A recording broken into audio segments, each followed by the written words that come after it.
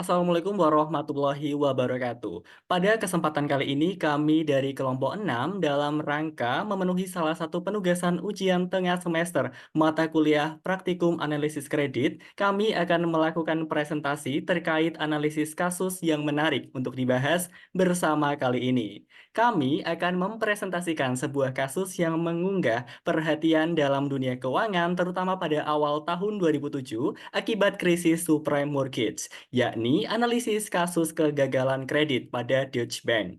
Nah, sebelum masuk pada pembahasan, saya akan memperkenalkan anggota kelompok kami. Mulai dari saya sendiri, Farun Farudin, kemudian ada Tria Meilani, dan yang terakhir yaitu Lamdani Prayitno.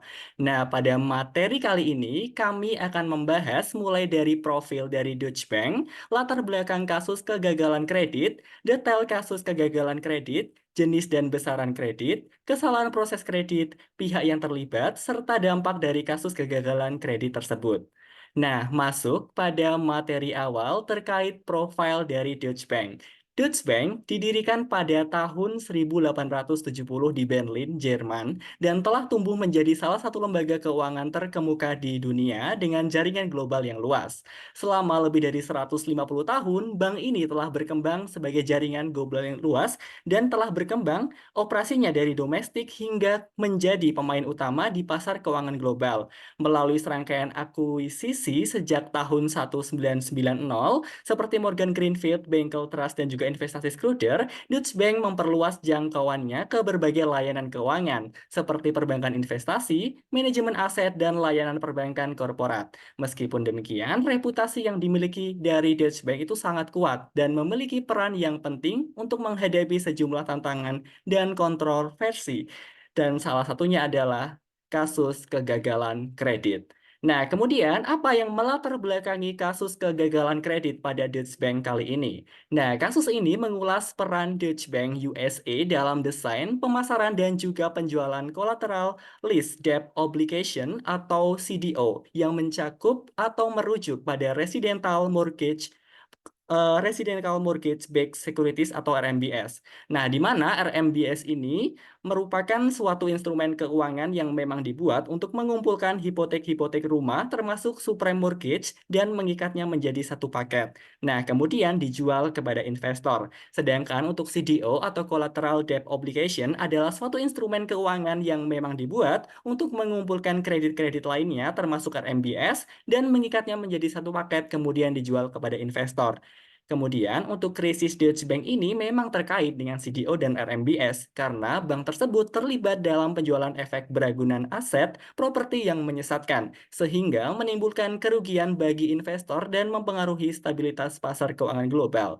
Pada awal tahun 2007, karena harga rumah yang menurun, tunggakan hipotek yang meningkat, serta kerugian RMBS, minat investor terhadap CDO mulai menurun tajam. Nah, pada bulan Juli 2007, agensi pemeringkat kredit utama mulai menurunkan peringkat kredit untuk banyak sekuritas CDO. Meskipun minat investor turun, bank investasi dari Amerika Serikat terus menerbitkan CDO terkait hipotek baru sepanjang tahun 2007. Selain itu, Deutsche Bank pada tahun 2007 terlibat dalam pemberian subprime mortgage loan, yaitu penjualan hipotek perumahan dengan bunga yang rendah kepada masyarakat yang memang belum pernah melakukan peminjaman, bahkan diberikan kepada masyarakat dengan riwayat kredit yang cukup buruk. Hal tersebutlah yang menjadikan subprime mortgage loan tergolong sebagai kredit yang mempunyai resiko tinggi. Subprime mortgage yang berkualitas buruk dilakukan untuk pengemasan dalam bentuk CDO dan dijual kepada investor. Nah, ketika krisis hipotek subprime mencapai puncaknya, Deutsche Bank menderita kerugian karena eksposur mereka terhadap hipotek subprime dan instrumen keuangan terkait. Nah, kasus Deutsche Bank ini menyoroti tentang bagaimana bank tersebut terlibat dalam penjualan sekuritas yang didukung oleh hipotek beracun kepada peminjam dengan sejarah kredit yang cukup buruk. Bank ini terkena denda karena tidak dapat mengatasi krisis dengan baik pada tahun 2008 dan juga melakukan perlakuan ilegal terhadap beberapa nasabah.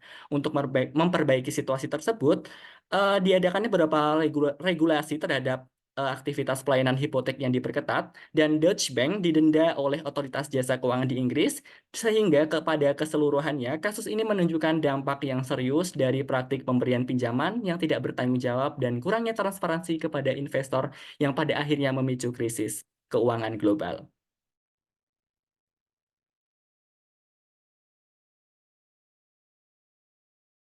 Selanjutnya, bagaimana sih detail kegagalan kredit ini?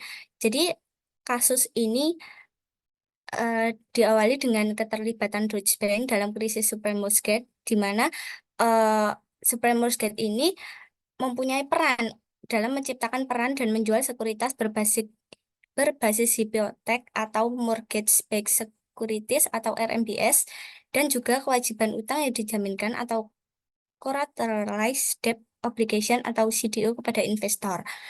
Jadi awalnya CDO ini sangat menguntungkan bagi bank investasi.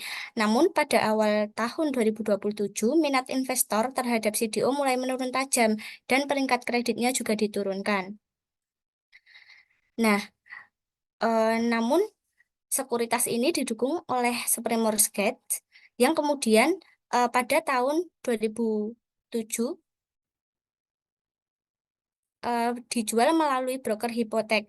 Jadi Supreme Mortgage atau pinjaman hipotek ini merupakan pinjaman hipotek perumahan yang murah, di mana pinjaman tersebut diberikan kepada individu yang belum pernah melakukan peminjaman atau investor dengan riwayat kredit yang buruk atau pendapatan terbatas dengan suku bunga pinjaman yang rendah sehingga resiko gagal bayarnya tinggi. Selama menjual pinjaman hipotek ini, Deutsche Bank hanya fokus kepada banyaknya penjualan saja tanpa memperhatikan latar belakang pendapatan eh, dan juga jaminan yang digunakan oleh debitur sehingga hal tersebut meningkatkan risiko gagal bayar Supreme Mortgage. Nah, jadi Deutsche Bank ini mengemas Supreme Mortgage menjadi produk keuangan yang kompleks dalam bentuk CDO, yang kemudian CDO ini dijual kepada investor. Tapi dalam menjual eh, CDO ini, Deutsche Bank mengatakan bahwa investasi ini aman, bahkan mendapat peringkat kredit eh, Triple A. Nah, selain itu, Deutsche Bank juga tidak sepenuhnya mengungkapkan risiko yang ada kepada investor. Nah, pada tahun 2008, saat terjadi banyaknya kasus kredit macet Supreme Mortgage, nah, kejadian itu menyebabkan terjadinya peristiwa besar yaitu krisis keuangan global tahun 2008 yang sangat parah.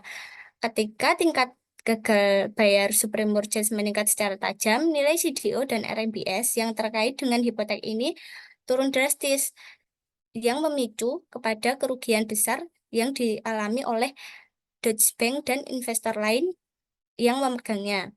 Akibat keterlibatan dalam pengemasan sekuritasi, pemasaran, penjualan, dan penerbitan sekuritas berbasis hipotek atau RMBS ini, dan juga Deutsche Bank dianggap membahayakan investor karena tidak mengatakan informasi penting terkait pinjaman tersebut demi keuntungan pribadinya. Deutsche Bank dijatuhi sanksi berupa denda sebesar 14 miliar US dollar oleh Otoritas Jasa Keuangan Amerika Serikat. Namun Deutsche Bank hanya mampu membayar sebesar 7,2 miliar US dollar. Selanjutnya untuk jenis kredit dan besaran kredit. Untuk jenis kreditnya dalam kasus kegagalan kredit yang dialami Deutsche Bank ini, kegagalan kredit terjadi pada produk berjenis pembiayaan hipotek atau Supreme Mortgage. Untuk besaran kreditnya sendiri, eh, kegagalan pada kredit Supreme Mortgage ini sebesar 14 miliar US dollar. Eh, Akan tetapi Deutsche Bank hanya mampu melunasi sebanyak 7,2 miliar US dollar yang mana berupa denda sipil sebesar 3,1 miliar US dollar dan bantuan atau kompensasi kepada pemilik rumah sebesar 4,1 miliar US dollar.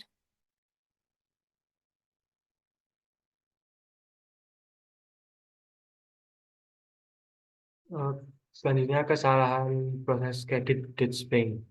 Terdapat beberapa kesalahan dalam proses kredit yang menyebabkan kegagalan kredit Deutsche Bank antara lain. Yang pertama yaitu pemberian pinjaman supremortgage yang berisiko tinggi. Pada tahun 2007, Deutsche Bank terlibat dalam pemberian supremortgage loans dengan bunga yang rendah kepada masyarakat yang belum pernah melakukan pinjaman, bahkan diberikan kepada masyarakat dengan riwayat kredit yang buruk. Hal itu yang menjadikan supermortgage loans tergolong sebagai kredit yang mempunyai risiko tinggi.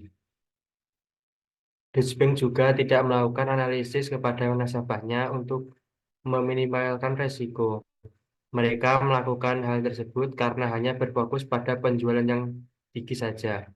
Kemudian, Deutsche Bank memberikan pinjaman hipotek tersebut kepada peminjam tanpa memberikan skor kredit yang rendah dan tanpa verifikasi pendapatan yang memadai, sehingga praktik tersebut meningkatkan risiko gagal bayar dan kehilangan dana. Untuk yang kedua, yaitu pembuatan dan penjualan sekuritas hipotek berbolets, CDO. Deutsche Bank sendiri menciptakan dan menjual sekuritas hipotek berbolets CDO yang terdiri dari jenis-jenis hipotek dan termasuk hipotek subprime. CDO ini membagi pembayaran bunga dan pokok dari sekumpulan hipotek menjadi beberapa lapisan dan masing-masing memiliki tingkat risiko dan pengembalian yang berbeda. CDO ini sendiri sering direstrukturisasi secara kompleks dan tidak transparan. Hal ini membuat investor dan peminjam sulit memahami risiko yang terkandung di dalamnya, sehingga informasi tidak tersampaikan secara penuh dan transparan. Yang ketiga ada ketidakmampuan dalam memperhitungkan risiko sistematik. Karena terlalu fokus pada peningkatan penjualan supermortgage kepada nasabah, Deutsche Bank kurang memperhatikan risiko-risiko sistematik terkait dengan praktik penjualan yang mereka lakukan. Mereka juga memberikan kelonggaran persyaratan kepada peminjam yang memiliki skor kredit rendah dan meminimalkan agungan yang dijaminkan kepada pihak bank. Hal ini akan menciptakan risiko yang tinggi sehingga membuat mereka tidak menyadari sejauh mana ketergantungan mereka pada pasar hipotek subprime mortgage dan bagaimana jika sewaktu-waktu mengalami gagal bayar. Selanjutnya adalah pihak yang terlibat dan juga berperan pada krisis yang dialami oleh Deutsche Bank ini. Untuk yang pertama, Deutsche Bank sendiri, di mana Deutsche Bank ini merupakan pihak yang menjual kredit perumahan murah atau supermortgage dengan tidak bertanggung jawab dan tidak terbuka, yang menjadi biang keladi dari krisis pasar keuangan AS pada tahun 2008. Dan untuk yang kedua ada investor, di mana investor ini merupakan pihak yang membeli produk derivatif berbasis aset KPR atau collateralized debt obligation atau CDO yang terkait dengan supreme mortgage. Dan untuk selanjutnya ada pemerintah dan regulator, di mana pemerintah dan regulator ini berperan dalam mengawasi dan menangani dampak dari krisis supreme mortgage itu sendiri, termasuk kasus yang melibatkan Deutsche Bank. Yang keempat ada bank-bank lain, di mana bank-bank besar lainnya ini juga mengalami krisis yang sama yang dikarenakan oleh supreme mortgage seperti Citigroup dan USB. Dan yang kelima ada lembaga pemeringkat, di mana lembaga pemeringkat ini berperan dalam memberikan rating terhadap produk CDO yang terkait dengan supreme mortgage. Dan untuk yang terakhir adalah Departemen Kehakiman Amerika Serikat, di mana Departemen Kehakiman Amerika Serikat ini yang menjatuhkan denda kepada Deutsche Bank terkait kasus krisis supreme mortgage yang terjadi.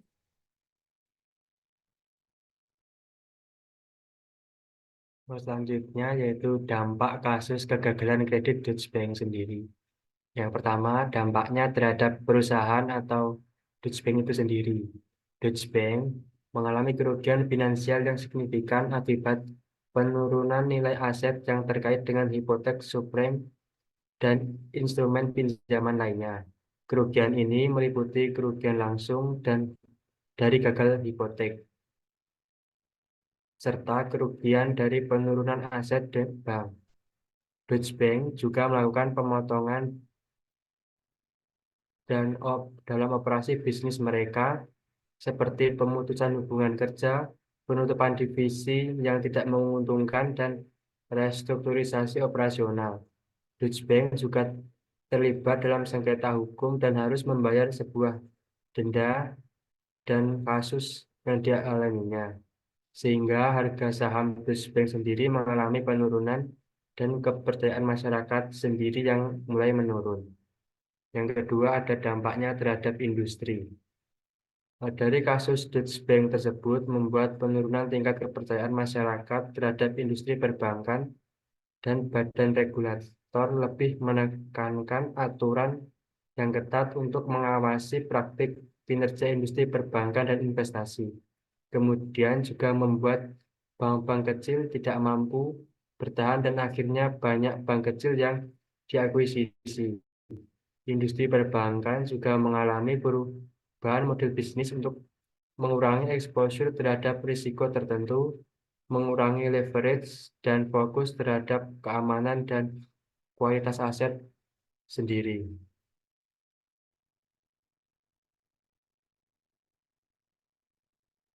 Nah, selanjutnya dampak yang ketiga yaitu dampak terhadap perekonomian negara. Nah, kerugian dari pelanggaran yang dilakukan oleh Deutsche Bank ini memiliki dampak besar pada perekonomian internasional. Deutsche Bank telah melakukan sekuritisasi hipotek yang tidak layak senilai miliaran dolar, yang dimana hal ini diikuti oleh adanya pemberian pinjaman meragukan sehingga mengalami kerugian yang cukup signifikan. Selain itu, adanya tindakan ilegal dan praktik pemberian pinjaman yang tidak bertanggung jawab tidak hanya berdampak pada investor-investor dan masyarakat Amerika, tetapi juga berkontribusi langsung terhadap krisis keuangan internasional. Sebagai akibatnya, Deutsche Bank dipaksakan untuk membayar denda perdata sebesar 3,1 miliar US dollar dan memberikan bantuan-bantuan tambahan sebesar 4,1 miliar US dollar kepada pemilik rumah peminjam dan komunitas yang terkena dampak oleh praktik tersebut. Nah, kejadian ini mencerminkan kondisi kelesuan pasca krisis di mana kebijakan moneter lebih ketat dan kondisi perekonomian yang lebih rapuh akan memiliki dampak yang signifikan terhadap sektor perbankan dan perekonomian secara keseluruhan. Nah, untuk mencegah kemungkinan yang terjadi di masa yang akan datang, lembaga-lembaga publik dan pemerintah digunakan sebagai lembaga penjamin likuiditas dan solvabilitas yang akan dihadapkan pada kebutuhan untuk menerapkan regulasi yang lebih ketat. Kemudian yang dampak terakhir yaitu dampak terhadap regulasi dan yang lainnya. Dampak dari kerugian dari kasus kegagalan kredit Deutsche Bank nggak hanya terhadap tidak hanya berada pada perekonomian negara, perusahaan dan juga industri, tetapi juga terhadap regulasi. Nah, di sini salah satunya adalah dengan adanya peningkatan regulasi keuangan yang memang intensifikan oleh pemerintah dan regulator sebagai respon dari adanya kejadian kegagalan kredit yang dialami oleh Deutsche Bank. Nah, hal tersebut bertujuan untuk mencegah adanya